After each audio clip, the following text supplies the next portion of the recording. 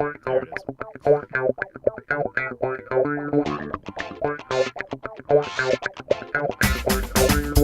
Welcome to the Mandatory Social Interaction Show. I am your host, Eric, along with my fluffy co-host, Ben, and our special guest, the effluviant Gardner from Gardnsoud. Gardner, how you doing, man? I'm gonna need a definition on that Yeah, word. you pulled out the $5 words from Gardner.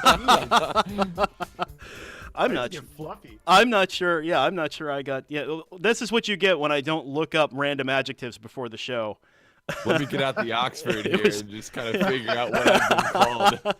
Yeah, is that something you should be proud of, or? Like I said, random adjectives, and that was the random adjective that hit my head right at that moment. Ben, how have you been this week, man? Oh, I've been all right. I've been a little busy, but that's nothing new. Yeah, a lot of projects, trying to get through things. Have a little rant if we have time. I can. Oh, effluviant isn't even a word. Related to creativity, but I have a little bit of a rant. It may not be a word, Jank. Yeah, if we have time, we can get to that. But otherwise, I've been doing well. Cool. And Gardner, I know. So you took a big tour across the Midwest. As a matter of fact, we all hooked up here in Minneapolis. But you hit like Indiana and I think Ohio and Minneapolis. And that was just a couple weeks ago. What was the plan there? Oh yeah, the idea was to go to Gear Fest. That's how it all started in Fort Wayne, and then I just kept rolling. And I was like, you know what? I've never been to Minnesota. I've never been to all these other places where my friends live. And I was like, I'm gonna go check these places out and see what's up. And it was a good trip. I had a good time. That's awesome, man. Yeah. So, for anyone who doesn't know, Gardner, also known as Gardnsoud, does YouTube music videos and also puts out his own music on Bandcamp. You can see his links on the screen there. For any audio listeners, it's Gardnsoud, GARDNSOUND, Gardnsound.com, and at Gardnsound on Twitter, YouTube.com/Gardnsound. Super cool stuff. He puts out tutorials. He puts out music. He does a super cool stream on Fridays called Coffee Time, where he basically takes unreleased work in progress tracks, that people submit, and gives them a little bit of a platform, and also gives them a little constructive criticism as well. It's super cool and well worth checking out. Cool. So Ben, is your rant? Where do you think your rant fits? Beginning or end? I don't know. What are we talking about today? I got a couple of things to talk about, mostly like workflow and studio type stuff, because this is going to be a music-heavy stream because Gardner is a musician.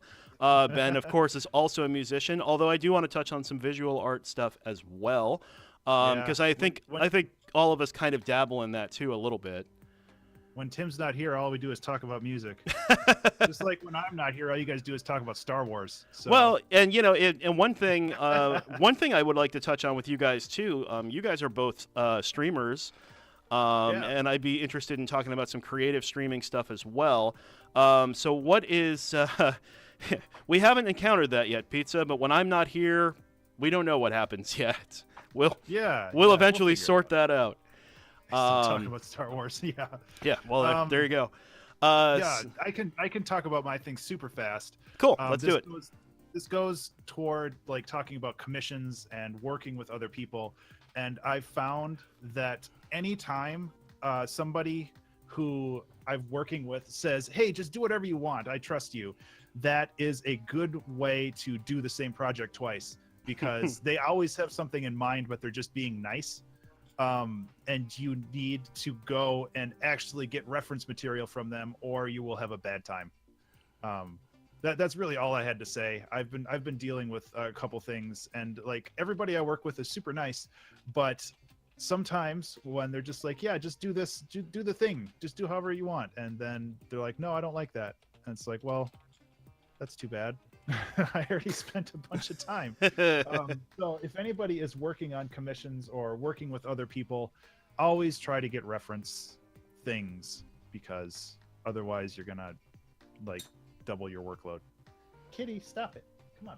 Yeah. Now, Gardner. So do you do anything on commission? I actually have no idea if that's something that you do or you do all just personal projects. No, I definitely do commission work, and it's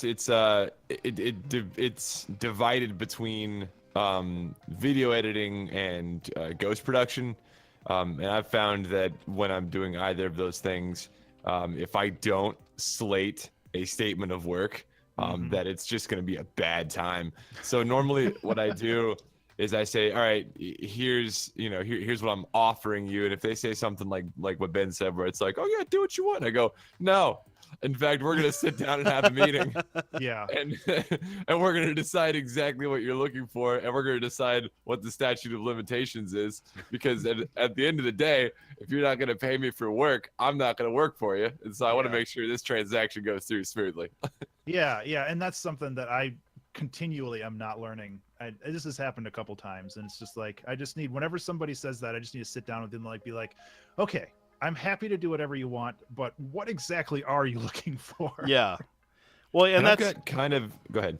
Oh, no. I was going to agree. No, I've not really done a lot of commissions, but having worked creatively, like as a professional doing like web development and stuff, the worst projects were where your boss or I kind of worked for a web, the web kind of department in a company, so we had multiple websites to do, and the worst thing was somebody coming to you and saying, oh, just make whatever you want, because every time you came back to them with a comp, it was, there were 52 changes because I wasn't able to read their mind, because it wasn't like, oh, the color's all wrong, it should have been pink and blue and you chose orange, and it's like, well, dude, why didn't you just say, yeah, pink and blue are my colors, and like I want to do, I want it to look like this, and the navigation should look this way, and like you have all these things in your head, but you're just going like, oh, do whatever you want, and then you do the same project, you do the same comp 5 times because they being in the client kind of relationship where you actually are working directly for a client is probably a little easier, because I was working with people who you couldn't nail down. Like, even if you tried to, they were, 2 levels above you or whatever. And so the more you tried to nail them down, the more uncomfortable the meeting got. You know what I mean? So, it's no fun. But, like, absolutely. Like, the more of that stuff you can nail down. And one thing I'd also like to add on to that is, you gotta, the other thing that's usually hard for artists to do is nailing down that whole relationship. Like, how many comps, how many mixes, how many XYZ am I going to provide you? What is my rate going to be? How many changes are we, how many iterations of this are we going to go through? And that's the scope of work. That's the statement of work I was talking about. And that's exactly, you've got to do that. That's all contract stuff. And I've talked about contracts before, where it's not a trust thing. Contracts aren't about trust. Contracts are about being on the same page with whoever you're working with. It's not about like, well, I don't trust you, and I think you're going to screw me over, so you got to sign this contract. It's like, that's not what contracts are. They're about, this is what I expect this job to be. This is what you expect this job to be. We agree on this, so let's actually do the job now. Yeah. And I hate that people have this stigma about contracts, but it's like, well, he wants me to sign a contract, so he must not really trust the work that I do. It's like, that's not really why a contract exists. Yeah, no, contracts are there. Contracts are there to protect both people from, scope creep, like what we're talking about, and it's basically there to say, I have 2 cans of shit and I keep alternating between them. I'm sorry. You provide this service, and I'm going to pay you this much for that service, and it establishes that in kind of black and white so that nobody gets screwed over. Yep. There. Now I only have 1 can of shit to drink. Oh, Ben, that's fucking gross, man. Now you have to find someone unsuspecting to give that can to. That's all right. Oh my gosh. So yeah. Yeah. No, go for it, Ben. I was just gonna say, I drink like Monster in very, very small doses. I opened this on Tuesday, and it's still like half full. Oh my god. I can't handle caffeine. Did you at the least same keep way. it in the fridge? Oh no, I'm not leaving it in the sun. I'm like, yeah, like I put it back in the fridge. Like I drank some for the stream because it's good to have that little infusion of energy. But yeah, So flat monster. it's that Ben Wave. It's cool, man. I'm drinking coffee from Chef Mike, the microwave. Oh yeah, microwave coffee is the best. Heating it up a little bit just to make sure it's not, going to be bottom of the pot coldness. Yeah, although I noticed on your stream, Gardner, that you make the good coffee, man. You have the Chemex, Dude. And you go pretty hardcore. Yeah, it's funny. Right after admitting that I'm drinking microwave coffee, I'm now going to tell you about what a coffee snob I am.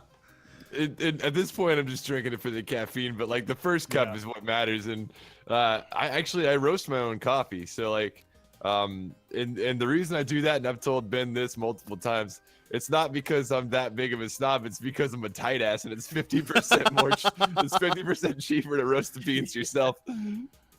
So how do you do I mean, not that this needs to become the coffee show, but how do you do the bean roasting? Do you have I've heard there's certain popcorn makers that'll do roasting. Yep. Like you can, I mean, you kind of repurpose it for that. Basically. Yeah, is that your process? Yeah, again, I mean, you can buy like $200, $300 automatic coffee roasters, but I had a whirly pop for popcorn laying around. I don't even think I washed it out the first time either. It was like all tasted like popcorn, and it had like oil and shit in there. And I just fucking went for it, man. I threw the coffee in there and just started going for it. And about like 20 minutes later, because you got to stir it the whole time. I had some very popcorn tasting coffee, but it was pretty dope. It was also like this. $4 a pound, which you can't beat that. No. Well, yeah, and it's like Gardner, with rice cookers. You got it all wrong. You got it all wrong, Gardner. That's popcorn infused coffee. Yeah. There you go. It's a feature. Flavored coffee. Yeah. It's the same thing with rice cookers. Like you could buy a $200 rice cooker, or you could just get a pot of water and a timer, and it's the same thing. Yeah. But some people want to have like all that automation when you don't really need it. Well, that's the funny thing about the rice cooking thing is, all I've ever done is bought rice and followed the instructions on the box, and never had a problem. It's like literally equal parts rice and water, or something close to that. It's like really simple, and you put it all together in a pot and you cover it, and you're basically done. Yeah. So having a rice cooker is like the one device in my kitchen that I kind of will splurge on, because and here's why. I have a good reason. Okay. Yeah. So on Sundays, my wife and I do meal prep, and that's one of the ways we keep ourselves from getting caught up with chores and stuff throughout the week. And so we prep a bunch of meals for the whole week and leave them in the fridge. And we do a lot of rice based dishes, because you can put the rice cooker on and I can dump 4 cups of brown rice into it and just leave it alone. And I know it's going to come out correctly 2 hours later, and I can work on something else while that's going on and not have to worry about it. Yeah, with brown rice especially, I can see that, because it has the cooking time is a lot more intense. Like with white rice, it's just it's mostly done already. You just got to warm it up with some water. But yeah. Yeah, Anyway. totally. And now so this, funny enough, kind of leads me into the first thing I wanted to talk about, which is digital and analog workflow, because I know we all have different workflows, and I'll start with me, but I know Gardner, you have a much more unique workflow not unique, but a different workflow than Ben or I. So when we talk about music, something that I realized, I bought a bunch of hardware. Digital analog food cookers. Digital and analog. That's exactly right. I mean, come on. I only cook my food digitally. What is that? You need to get that. What is that rice cooker if it's not the digital way to cook rice? That's right. Come on. I'm comfortable with the rice cooker and Chef Mike in the kitchen. You know what I'm saying?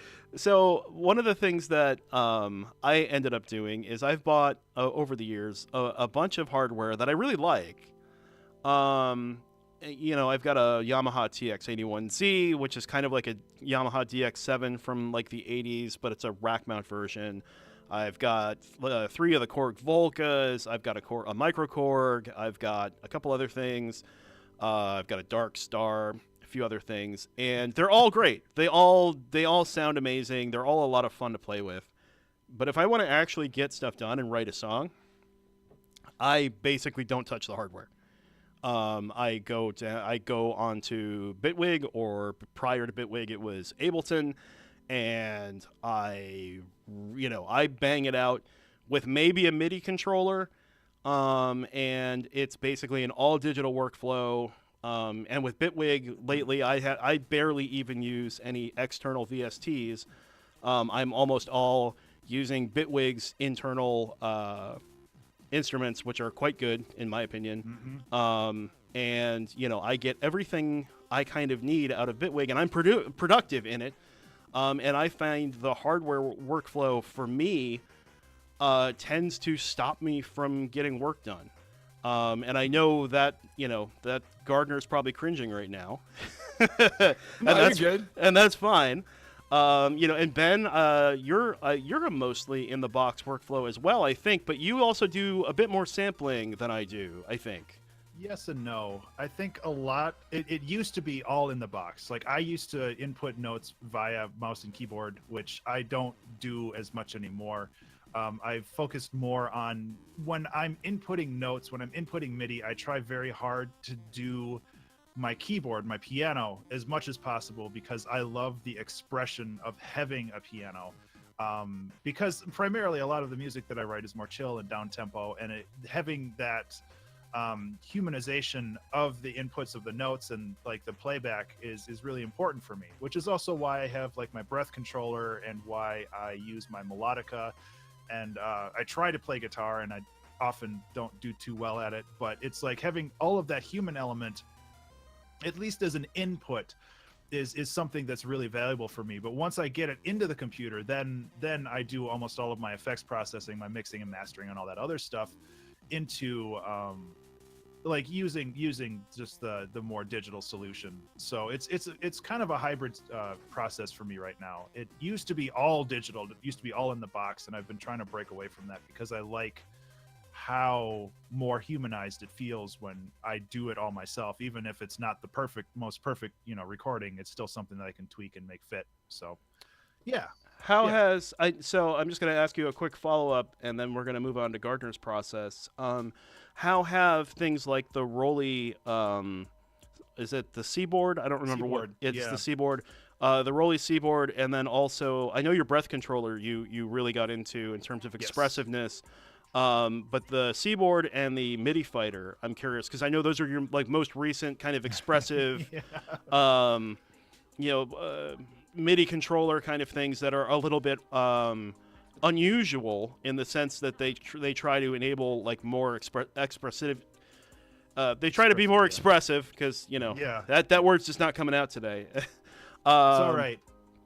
Yeah, well, the MIDI Fighter, and Pizza's asking if the MIDI Fighter is actually expressive, and it can be, and I don't know, I actually don't know which one Ben has, but I know they have, you 3D can... is the one with tilt controls. Yeah. So it actually has an accelerometer in it, so you can tilt it, and this actually, doing stuff like this will actually send MIDI data into your computer that affects your stuff. So it's not even 16 buttons. There's the 16 buttons, there's 4 banks at the top, and then there's 3 soft buttons on each side.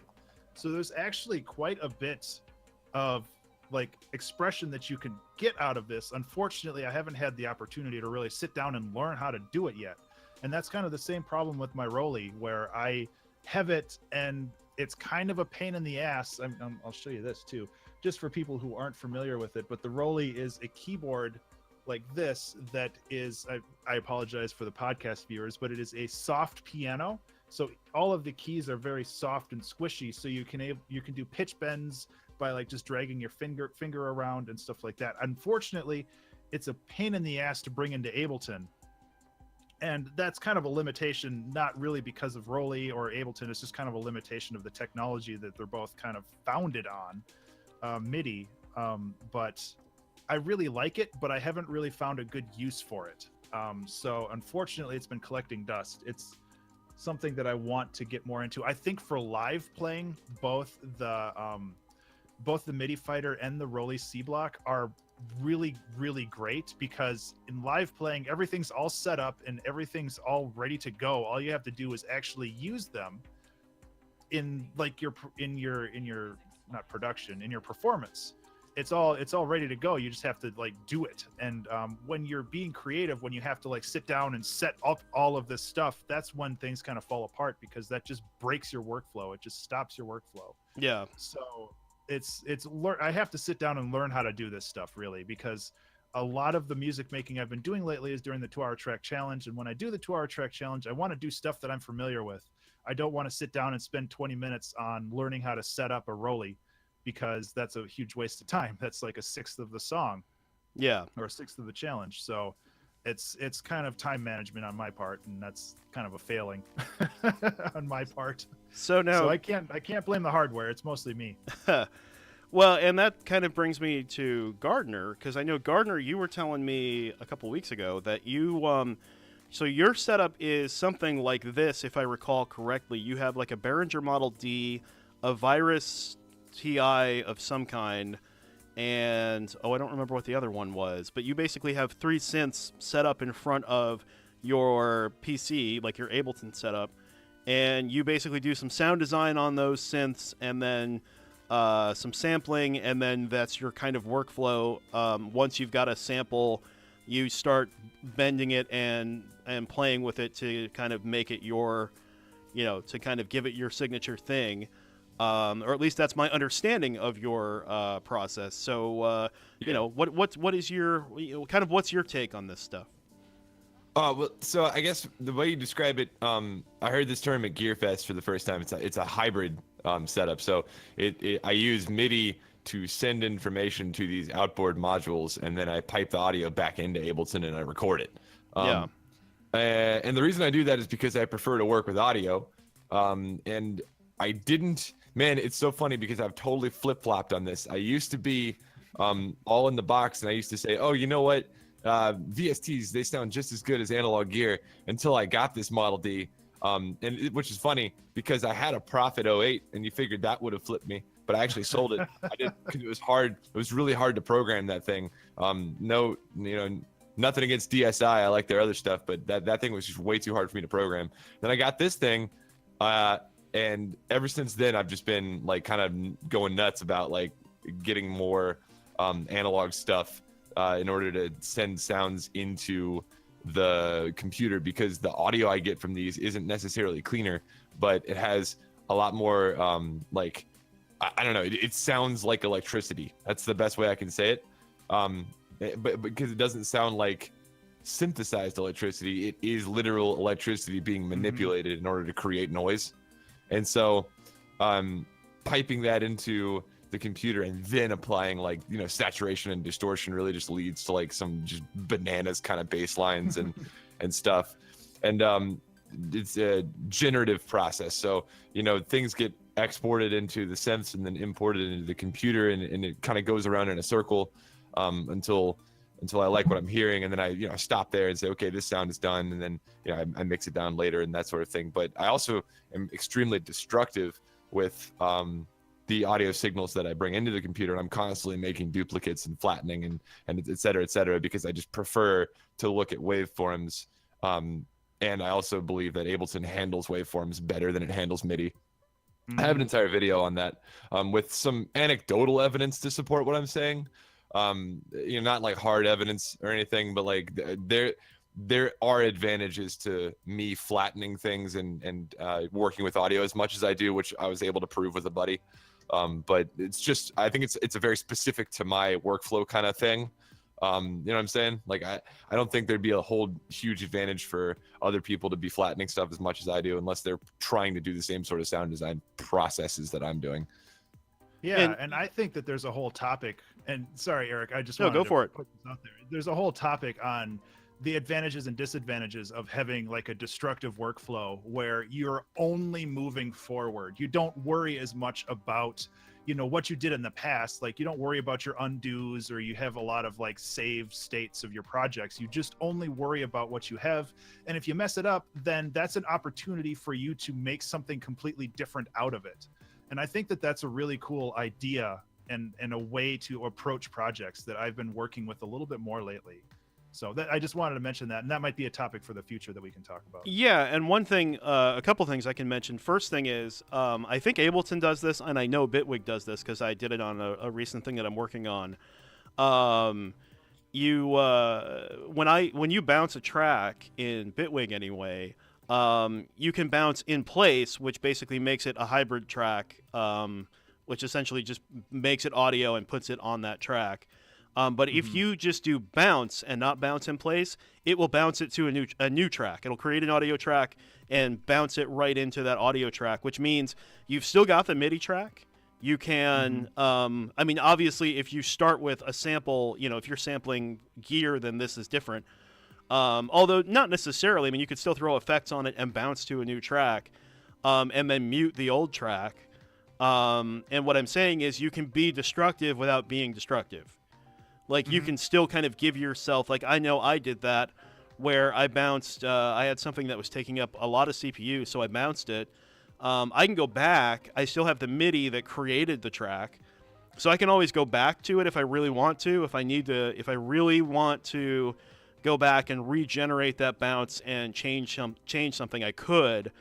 But for the most part, it's just sitting there dormant. I don't have to look at that track, and I can, it's just it's sort of just like laying there, and if I ever need it, I've got it. Yeah, and that's how Ableton's flatten works as well, I believe. Yeah. Or freeze, not flatten. Yeah, so you freeze, and then you can either freeze and flatten, or you can freeze and then drag the frozen audio into another channel, either one. Although it's funny, in that video, I do have an example where you can see that there's actually a slight delay between those two, so that it doesn't process it exactly the same way. It's kind of funny. Neither's better, but it's just it's a separate process entirely.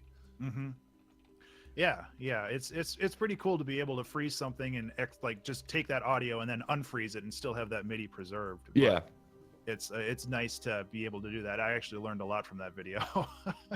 But the other thing you can do with the hybrid setup that I don't think we talked about here is that I can actually pipe audio that I've already piped in back out and back in.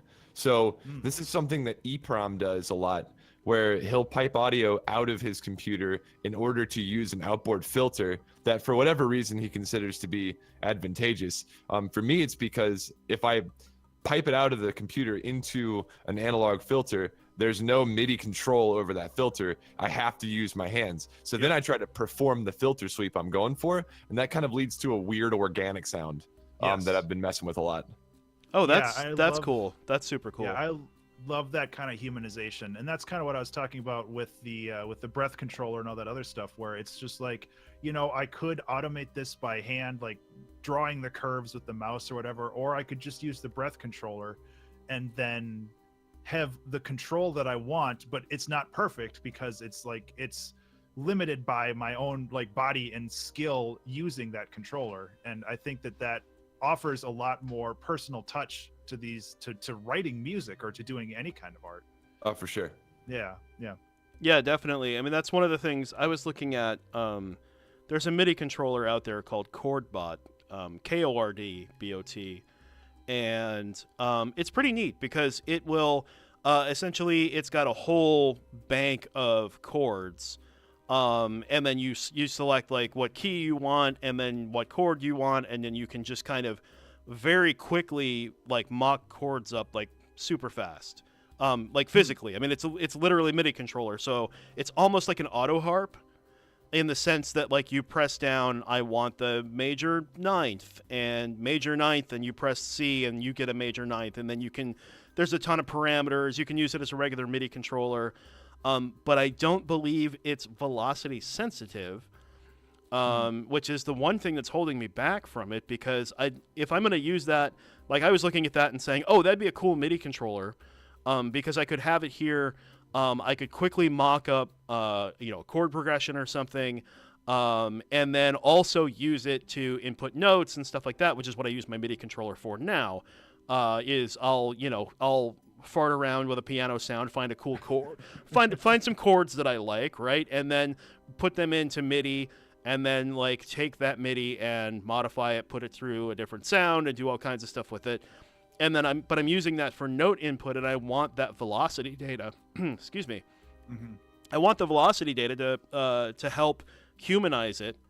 And because my process is so in the box, anything I can do to make it a little bit more human, helps a lot. And some of that you can mimic by messing around with velocity values, but that gets really tedious. And that's, like I said, that's the thing that's holding me back from buying ChordBot, is like, that looks like it would really fit my flow, but if it doesn't have velocity sensitivity, I can't just use it to replace my keyboard controller. And if I'm gonna buy a new controller, I want to replace it. I don't want to supplement anymore. I've got enough crap that I don't need. I don't need to add crap to my process. Yeah. Yeah, you don't want to have a room. I mean, it's cool to have a room full of gear, but unless you use that gear, it's just more of a museum than an actual studio, and that's not as fun. Yeah, I want to totally. have stuff that I use, which is why I'm bummed about like the Rolly and stuff. It's like I just haven't had time to learn how to use it. And so, and this kind of that's an interesting thing that this is something I'm curious about, and this kind of leads into it. So I'm going to play, if anyone has watched the panelists from Loading Ready Run, I'm going to do a little version of that here. Good news! You have inherited from your crazy Uncle Marvin $5 million with which to build your studio. What does that look like, and is it any different from now? We'll start with Gardner. Yeah. Thanks a lot, Uncle Marvin. Yeah, I don't know. I mean, if I was building my ideal studio, we'd have to start with like what the exterior of the studio looks like. It would be a fucking concrete bunker, and it would be like, no, I mean it would have like 3 doors, and I would only have the code to the final door. And because like my ideal studio is in a spot where nobody can bother me. Because and it wouldn't have internet access, and it would be a concrete bunker, so there wouldn't be any cell signal, and it'd be just somewhere I can go and just freaking shut the world off. Like no one's getting in, no cell signals or anything's getting out. But I mean, basically, just it sound good.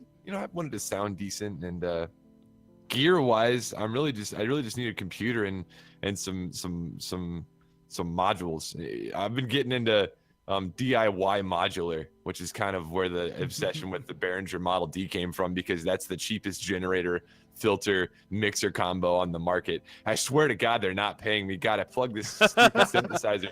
I plugged this stupid synthesizer so much, but it's the best $300 I've ever spent. Yeah,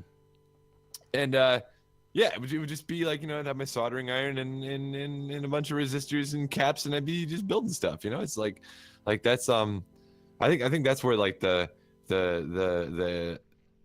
design is going for me is I want to build my own effects and weird like fold over distortions and stuff, so that it's not just modular, it's also mine. And then people are like, oh, how do you get that sound? It's like, oh, you gotta build it. Yeah, exactly. And I kind of feel the same way for some of that, where it's like I love building instruments. So you said $5 million, right? Yes, absolutely. So that's just assume that money is no object. I made up a number, but like half of a Euro rack then, or no? So well, that might get you a couple of modules. Yeah.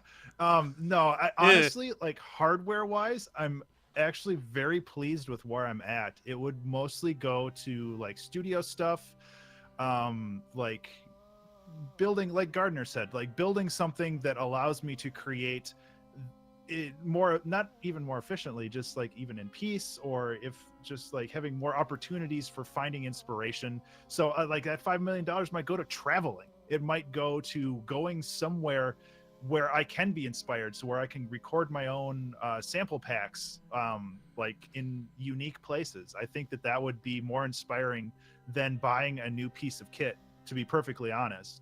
Yeah. And having the same opportunity to sit down and actually build instruments would be really fun as well. I think that I've learned to solder a little bit. I made that little spring box a couple months ago, and I keep meaning to get back to making more instruments, that little noise makers. It's hard to call them instruments, even though that's like technically what they can be called. It's I think that exploring building that stuff and understanding how noise is made through electronics is really valuable. So that's pretty much what I would do as well. Just make things find ways to make things easier for that stuff. Yeah. I've got to edit my response because you did bring up something. No, you brought up something that I wasn't thinking about. I would buy better monitors, and that's. I realize that's a fallacy, from what I preach, which is like, do what you can with what you got. But I've had to go to a couple of other places recently to get either recording done or mastering done. And I've listened to some decent monitors, and I'm like, oh man, I have like, well, it's not like it was a noticeable difference. So I've got Mackie MR8s from 2006. So I'm pushing it in terms of the life of these drivers in the first place. But if I go listen to like my friend Jamie, he's got a studio downtown, he's got Barefoot footprints, and they're like, the 20 kilohertz plus range on those is so shiny, and I can't even hear that on my monitors. And so like there's a couple of mixes I threw on the speakers where I was like, Jesus Christ, I am boosting the top end of this way too much, and I couldn't even tell in my basement. Like I couldn't even tell. Like it's just not the same sound. So I'm like, you know what, I could get some better monitors. I worry about that though, because nobody else is going to listen to that music on those monitors. So it's nice to have that as a reference point, but I don't want to. I worry about like building my music around like super expensive monitors, because people are going to be listening to these in earbuds, like on the train or whatever. And it's nice to have that reference point, but I also think that it's nice to make sure that it sounds good on all sorts of things instead of just those. And totally. Yeah. And I get that, but here's the thing. So I took the song and on his monitors, and I brought that curve down a bit. So I took a high shelf and brought down the highs a little bit, while I was there. And then I brought it home and I A/B'd it against my old mix on my speakers, and it sounds better. Okay. So like, that's what I'm saying. Like it definitely makes some sort of a noticeable difference on even a shittier sound system. So that's why I'm like, you know what, I could make my sound better. Yeah, well, odds are if you're talking, way up in the 20 kilohertz range, you're talking about some odd harmonics anyway. And the fact that you didn't really hear them on your speakers, but you heard them on I think the thing is those odd harmonics are there whether your speakers reproduce them well or not.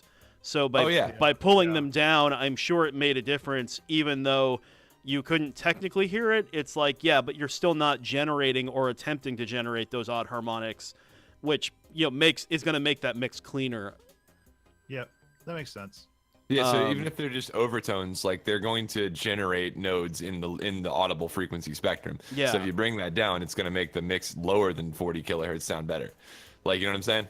Like, see, this is why we need Gardner on more often. He makes me sound I make him sound intelligent, I suppose, because he stated that much better than I did.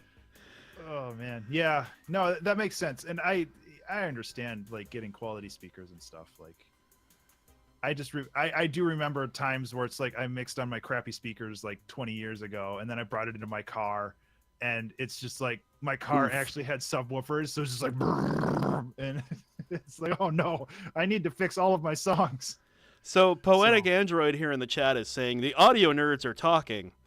Yeah, and let me tell you what this audio nerd has, because this audio nerd has, what are these? Alesis Elevate 3s, which are about $100 to buy as monitors. I have the headphones I'm wearing now, which are Sennheiser. Well, I have to take them off. Ben, do you know what these 280s. are? Sennheiser 280s, which are probably the best speakers I have in the house, or on my head right now. And I mix on I compose, mix, whatever, on the computer I'm on now, which is a Linux desktop I built like in 2011. It's been updated a couple times since then, but basically it was built in 2011. So yeah, this audio nerd has some really shit equipment and is, it's vintage. People laud that stuff. I spend an awful lot of time listening on the speakers, listening on the headphones, bringing it into the car, putting it on the phone, like, you know, like checking stuff in 5 different places, because it's like, you know, that's what you should do anyway, well, that's true, but I mean, I definitely don't have one set of good reference monitors. So I mean, the first thing I would probably do in terms of my $5 million studio is, you know, I would absolutely hire an acoustics expert to actually do some acoustic treatment in the room here, because there's none. And I keep pointing behind me at the room, and that's hilarious because it's a green screen background, so no one can see the room. The brick that's wall, okay. Yeah, the brick wall. You live in an alleyway. That's your limiter right there. It's just a giant brick wall. So I would absolutely get the room acoustically treated, and I would, like, the first thing I think I would do, I'm going with Gardner on this, is buy a set or maybe multiple sets of good monitors. I mean, I've heard, like, you should get like NS10s, which are really weird and mid-rangey, but that's the point, is like, you know, all of a sudden all those mid-range issues that you didn't know you had, like, come to the forefront when you switch to those. So I would probably want a couple of specialty ones. Like, actually, you have a specialty one, Gardner. You've got that, I don't know what the speaker was called, but you've got that one that you use as a mono mix. Oh yeah, it's called a Mix Cube by Avantone, and it sounds like crap. And that's the point, though. Like, yeah, exactly. It just kind of brings it down a minute, so you go, you know what? This is what everybody's gonna be listening to, and Yeah, so exactly. it's might as well make this sound all right. Yeah, exactly. So it's good to, like, listen to it on all fronts and figure out which one, like, is the happy medium for everything. Yeah, well, and that's one thing I've heard is, you know, taking, like, setting up your studio that way so that you have reference monitors that really are, you know, 20 to 20, right? You know, like the super, or 20 to 20 plus, you know, like you're hearing everything, and then having some specialty ones like NS10s that are mid-rangey, or like the you know, what Gardner was talking about there, like, you know, something that, like, makes it sound, hell, throw an iPad in your studio, right? Jack, just crank it all the way, because I mean, how many people are listening to your mixes on an iPad all day long, right? Check out this link I just tossed in chat. It's Barefoot Sounds footprint speakers, and this is their most affordable one. Now, granted, affordable in terms of these speakers is $3,400 for a pair. So I'm not saying everybody should go out and do this, but it comes with this really nice controller, and this is the thing that kind of sold me on these as a dope, like, you know, investment type of monitor, is because it's got 4 settings, and you can change the modeling of the speaker, and these were demoed to me the other day, and you can crank it down in terms of like the frequency response range, so that these speakers will actually imitate like a mixed cube, and they'll also imitate Yamaha HS7s, and you know what I'm saying. And so, like, with one pair of speakers, you get actually 4 different reference monitors. Yeah, it's that clicky knob switch thing that I was talking about. Yeah, it's pretty nice. I mean, I think they're a bit bass heavy, but yeah, they're pretty dope. I'm not gonna go out and buy them anytime soon. So that's your next major purchase, then, is it? Is it, Gardner? Man, it might be. I don't know. I gotta again wait for a couple contracts to come through, then we'll think about it. Yeah, I mean, you know, so in terms of what about? I mean, I know we talked about gear and we've talked about monitors. You know, is there any gear, like, let's say creative gear? I mean, we've talked about, like, very pragmatic utilitarian things we would do with a large budget for our studios. You know, what about, you know, is there a $3,500 synthesizer or thing you'd be interested in? Like, one of the things I would probably consider doing would be something like a Muse receptor. I don't know if anybody knows what that is. No. So a Muse receptor is, and it may not be called the receptor anymore, but Muse makes essentially rack mount dedicated PCs for VST processing. And you essentially load your, like you could load Complete, Native Instruments Complete out there, and it would actually run on a separate PC, and it's made it's made to be, I think you can USB to it, or you can do it over Ethernet, or there's a few different ways to plug it into your studio.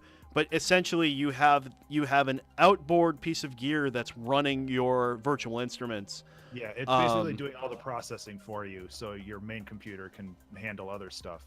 I have heard of those. Hans Zimmer has a ton of those that run like a bunch of different contact libraries. Yeah, I was gonna say that's definitely something that the super professionals have. Yeah, for me, and since I tend to be more productive messing around in the box than outside of the box, that seems like a no-brainer to me. Like just moving some of that processing out of my PC into another device, and the fact that they're so open-ended, because it's not just a one particular synthesizer. It's you can throw complete out there or whatever, that seems. I mean, the cool thing with that is you can even change out your PC entirely and not ever have to touch your library or whatever. Yeah, that would be nice. I don't know. Like, I have a hard time spending money, so it'd be, even if I had like $5 million or whatever, it's just like, oh, do I really need this? Yeah. There's a cool instrument that I saw at GearFest called it's called an A-frame. I can't remember who the company is that makes it, but it's more or less like a hang drum, or a hang drum. You can it sort of kind of clips onto your chest like a snare drum, right? This instrument, and it makes some really crazy noises, and so it's more of a noisemaker, I think, but it has a built-in synthesizer. And I would have bought one on the spot, but it doesn't have any MIDI capabilities, which is really, I think, like just a huge like whoopsie on the design team's part, because this thing is just built for expressive MIDI. Yeah. But yeah, it's a standalone synth, but dude, it is easy to play, like immediately. Like you can scratch it, you can hit the frame of it, you can get all these different tones out of it. It's I had a really good time playing it.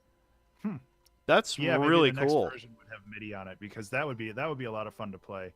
Dude, the sales rep was having such a bad day, because I mean just like with me, I was like, dude, come on, man, there's no MIDI on this. And he was just not having a good time with me. I was like, come on, man, this is built for that. It was anyway. Yeah. It's like anything that I want to buy would be expressive. Like, I think that having, I don't know if anybody's watched Good Eats with Elton Brown. Like, it's an old show, but one thing that he really, really hates are monotaskers, or things that only serve one purpose. And I really want to avoid purchasing anything that serves one purpose. Or I want to have things that are expressive, and I want to have things that are like flexible, that I can mix with other things. So like not having MIDI would be a huge deal breaker for me, because there's no way for me to do anything except for make specific noises with that one thing. And although, I mean, your melodica, your guitar, I mean, they're basically the same principle, right? But they're expressive in different ways. So, but yeah, you're right, where there are definitely things. But I mean, I don't know. I feel that those are flexible enough to stand in that. And I'm not saying that this is like a hard and fast rule that I live by, but if I want to buy something, especially if I want to buy something that's expensive, I try to make sure that it's flexible as well. Yeah, and I mean, like, okay, so one of the things I would probably look at would be the Linstrument. Have you guys seen the Linstrument? No. It's made by Roger Lynn, and it's pretty badass. If you guys are watching the stream, I will pull it up in just a moment. I've seen that thing. It's the big board, right? Yeah, instead of having keys, it's basically a big lit up grid. But it's a MIDI controller. Now that I've messed with one, it kind of reminds me of an electronic Chapman stick. Yeah, that's kind of, I mean, even looking at it, that's kind of what it reminds me of. Here, I'm going to bring it up now.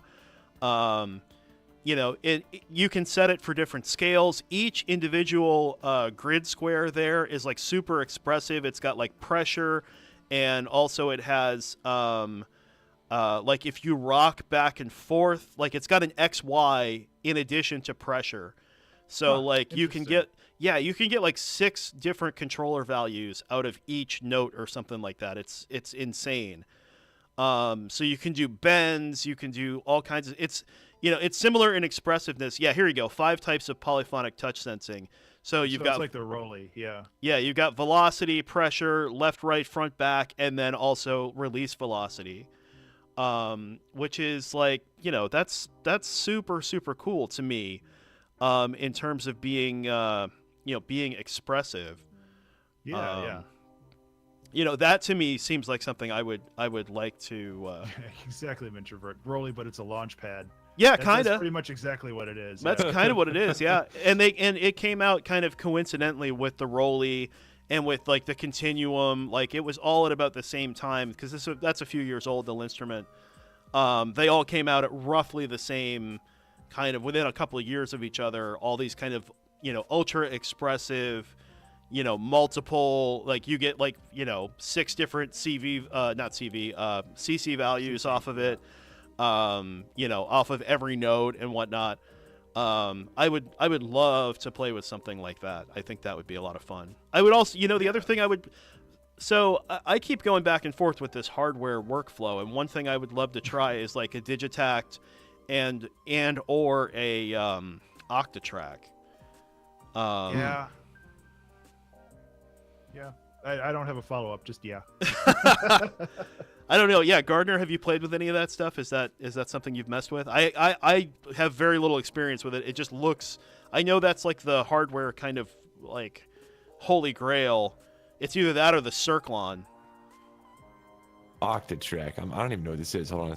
Oh, like the Electron analog instrument? Yep. Yeah. It's not the Octatrack is like a sampler, but it's also a MIDI. It's also basically a MIDI brain. Yeah. Then the analog, like Electron's kind of like got a bunch of stuff that follows the same kind of workflow. So here's what I'm gonna say about outboard sequencers, because I have an opinion on this. Outboard sequencers are more useful for people that are trying to build live performances around no computer. And so, like, the problem with this and anything that involves keeping a time or some sort of like a clock outside of the computer is that you're going to have a fight between your DAW and that thing about who's going to be, saying where one is. Yeah. You could sync it for sure. And you can set one of them as master, one of them as slave in terms of MIDI. But at the end of the day, if you're not looking to build an electronic performance based around outboard gear, then a sampler sequencer isn't going to be that useful, because that's what your DAW is. The other things like for instance my Virus or the Behringer D, those are just tone generators. And the reason I like these guys so much is because there's single function knobs. One of the things that a lot of the sort of digital analog hybrid boxes like the Octatrack or something like a Virus Snow, or something where it's like it's got multifunction knobs all over it. The reason I don't like those is because it just makes it another screen to look at. Whereas if it's just like a piece of analog outboard gear, every knob has a specific function. It does that only, and I can kind of learn, okay, this knob does that, and I know, and I sort of learn it like an instrument. Right. At that point. Well, and that's what they are. I mean, that's right. So do you feel like would you want to add instruments to your group? I know you've got 3, right? I know you've got the Behringer and the Virus, and I think I missed what the third one is. I've got 2 other ones, and this is 2. Okay. This is where I was going with that. I have 2 rack-mounted tone generators basically, and one of them is a Roland XV5050 and the other one's a Proteus 2000. And that got me into all these older rack mount like pop instruments that were used to make like pop tracks in the late 80s and early 90s. Nice. And they're highly affordable, and they come loaded with a whole bunch of presets. Most of them are linear FM synths, like especially this XV5050 by Roland is basically just a big JV. but it's been condensed down to a 1U rack. And all these come with like software editor pairs. So the 5050 comes with like a bit of legacy software that enables me to edit patches on my screen. So it's essentially acting like a VST host, right? Yeah. And I'm just kind of manipulating settings on it and then piping the audio back into Ableton. And it's definitely a digital synth, but it's a great way to get into outboard synthesis, because I definitely think there are some advantages to having a dedicated box for one type of sound. Like for instance, if I'm trying to make something that sounds like Bruno Mars, I'm not going to touch my Virus, I'm not going to touch my Behringer.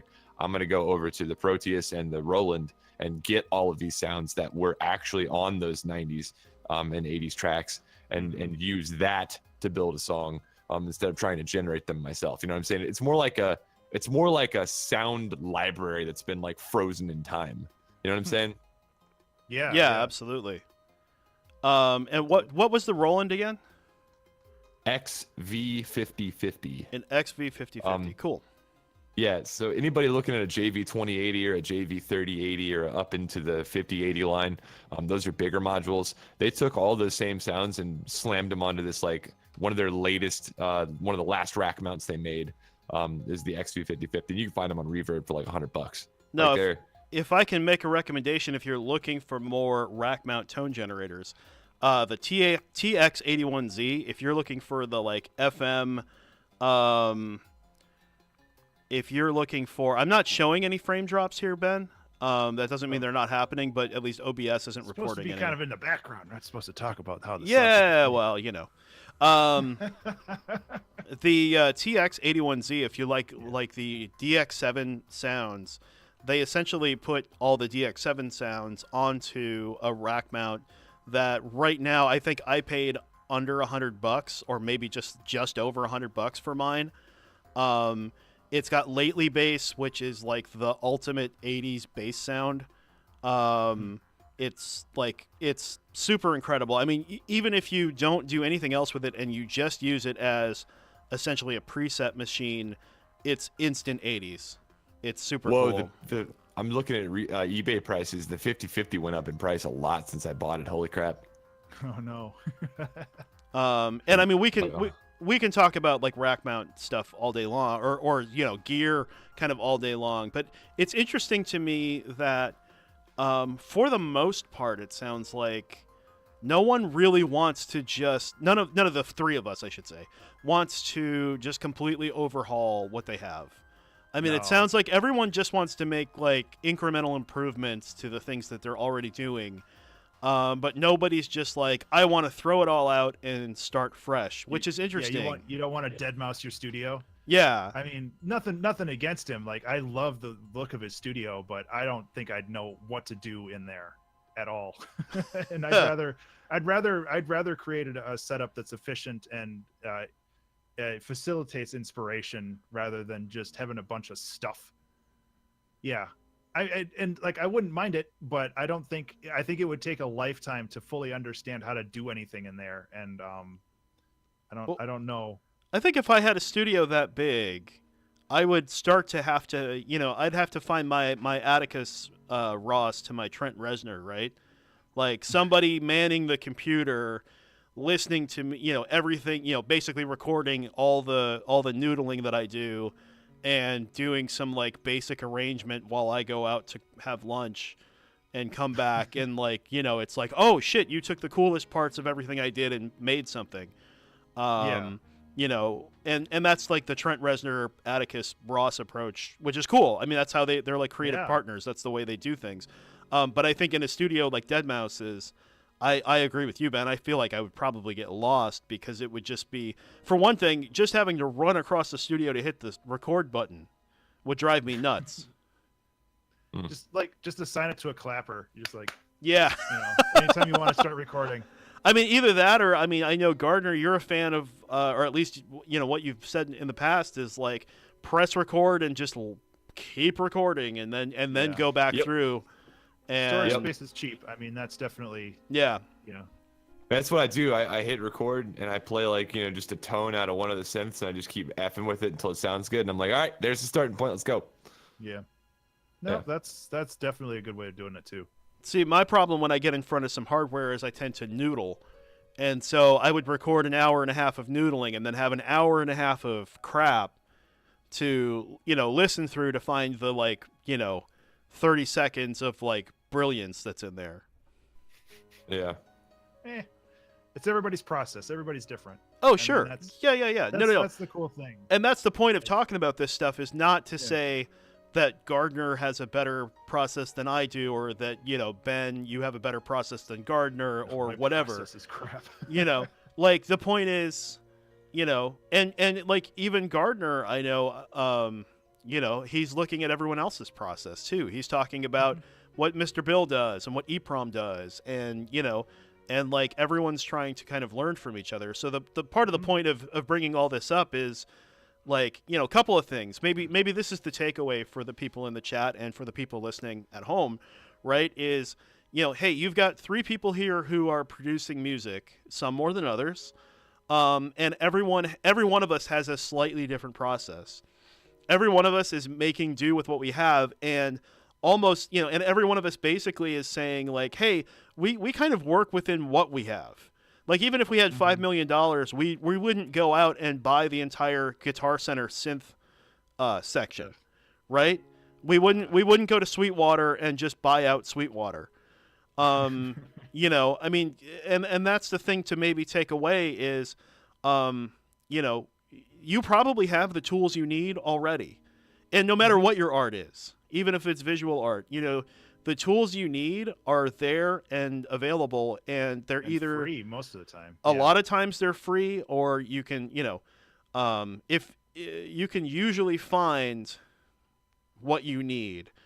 And it boils down to finding a process that works for your creativity, and that makes you productive. And whatever that process is, if that process is, hey, I need to buy, every single pocket operator because those are super inspiring to me, then maybe that's what it is. If that process is, hey, I'm just going to sit in Ableton and I'm going to work with a mouse and a keyboard, then that's your process. That's okay. Whatever makes you productive and brings your creativity out is a good thing. Yeah, there's 2 reasons why you should purchase a tool. And it, for all intents and purposes, a new synth or anything can be considered a tool. There's only 2 reasons that I consider why you would want to purchase something. One, it's something that you can't do already. So if you have hardware synthesizers, but you don't have any FM synthesizers, then it would be good to have something like that in your repertoire. The other thing, and this is a little bit more of a judgment call, but if it saves you time, or if it saves you pain in your process. So that would be something like a higher quality reverb, like the Valhalla series or something like that. And I think that those are really the only 2 reasons why you should purchase something to improve your studio, whether that's music or visual arts or whatever.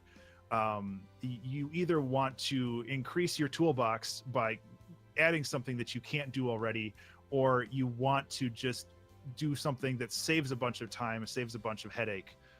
That's really the only 2 reasons why you should buy anything, in my opinion. Gardner, any final thoughts on that? No, I'm on board with that. Yes. No. Hey, that's fine. Hey, that's all good, man. So, well, I think that probably brings us to a good spot to end this week. We've reached our social interaction quota, I think. I'm going to stop talking right after the show, and I won't talk to anyone else for an entire week. It's going to be amazing. Oh, yes. It is amazing. Get it all out of the way right now, and we don't have to talk to anybody for another week. Exactly.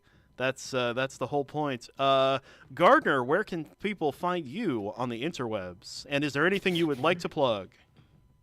Oh, absolutely. So you can find me on YouTube. That's my primary platform, which is just Gardnsoud. It's youtube.com/Gardnsound, Gardnsound. I have a mixtape coming out. It's a hip-hop mixtape under my artist name, Whitey Mick Whiterson. That will be coming out in August. I just actually started working on the mix downs today. I'm gonna get those masters sent off, and once I get them back, we'll be putting it out. on Spotify and everywhere. But that's Whitey McWhiterson, spelled exactly how you think it is. And there you go. That's what I'm plugging right now. I've been working on this mixtape for like 12 months, so I'm 11 months to a year, so I'm pretty excited. Yeah, I'm stoked for that. Yeah. Awesome. Ben, where can people find you?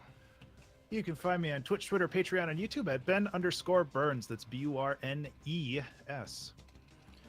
Short and sweet. I'm done. That's not I really allowed, appreciate Ben. you guys having me on. Like I've had a good time. Thank Oh, you very much. absolutely. We had a great time having you, Gardner. Eric, where can we find you? You can find me at ZaxxisEMK. I've got the wrong one going here. Let's try that. You can find me at ZaxxisEMK on Twitter, twitch.tv/ZaxxisEMK, and youtube.com/Eric Klein Create. The show is available on Stitcher, Google Play, iTunes, and wherever fine podcasts are sold. You can also find the VODs at youtube.com/Eric Klein Create. Our website is mandatorysocial.com. Our streaming overlay was created by Maris, MIntrovrt, Alicke. You can find Maris in the chat. Say thank you to Maris, because that is brand new and it's amazing. The theme song is Protofunk by Kevin Macleod. You can find that at incompetech.com. The background music, as always, is by Ben Burns. You can find more Ben stuff at abstractionmusic.com. Thank you, everyone, for listening. Thank you for hanging out in the chat. You guys were amazing, as always. We'll catch you next week. This cat doesn't want to do any of my shit. He doesn't want to put up with me at all.